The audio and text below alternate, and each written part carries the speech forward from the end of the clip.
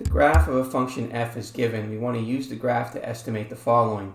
For part A, we want to find all the local maximum and minimum values of the function and the value of x at which each occurs.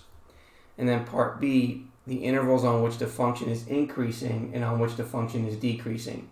We want to enter the answers using interval notation. First, let's take a look at the graph. We can see that on the left-hand side, it's starting with an arrow. That means that it's starting at negative infinity. And then over here, we're ending at positive infinity. Okay, now let's take a look at the increments on the graph.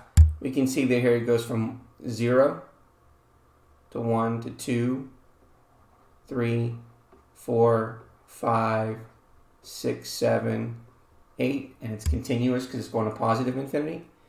And over here, negative 1, negative 2, negative 3, negative 4, negative 5, and then negative 6.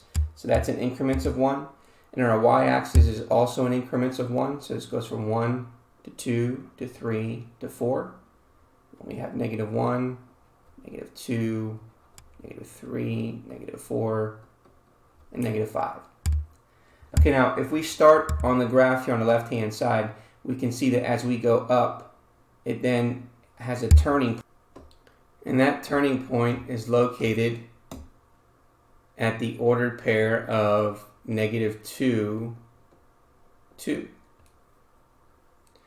And then as it decreases down to the next turning point, and the next turning point is the ordered pair 0, negative 1. And then as it increases, then there's another turning point, and that turning point is at 3, 1.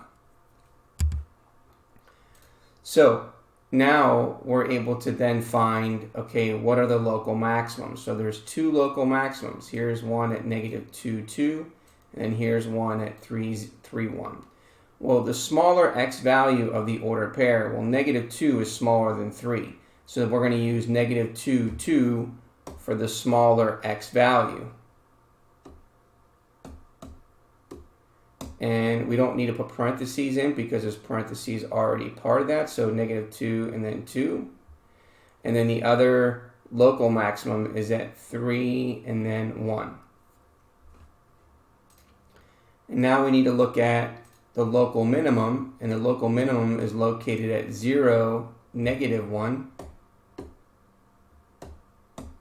So therefore, we have 0 and then negative 1 as our local minimum. Okay, now we need to figure out, okay, where are the intervals on which the function is increasing? So where is the function increasing? So we can see that it's starting here at negative infinity and going to the value of negative 2 on the x-axis. So it's increasing from negative infinity to negative 2. And it's also increasing starting on the x-axis here at 0 to the value of 3. So it's increasing from 0 to 3. And now where is the function decreasing? Well, it's starting at negative 2 all the way to 0.